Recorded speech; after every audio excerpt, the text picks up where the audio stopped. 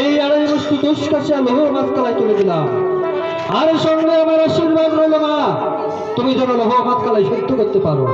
আর তুমি লোহ মাতকালায় শুদ্ধ করতে না পারো, একটা কথা মনে রাখো, এই সমাজের সামনে তোমাকে কাটিয়ে টুকরো টুকরো করে আমি সাগরে এনে যাবো, ভাসিয়ে দেবো। কথাটা যেন মনে থাকে।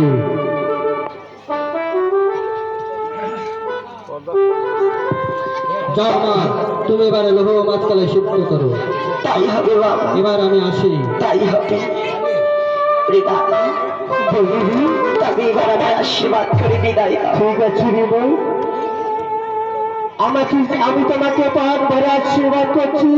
দাদা, তুমি যেন ওই লোহ মাতকালায় সিদ্ধ করতে পারো। তাই যেন হয় রে দাদা, তাই যেন হয়। হে মঙ্গলময় ঠাকুর, তুমি আমার জীবনে করে কষ্ট নেবে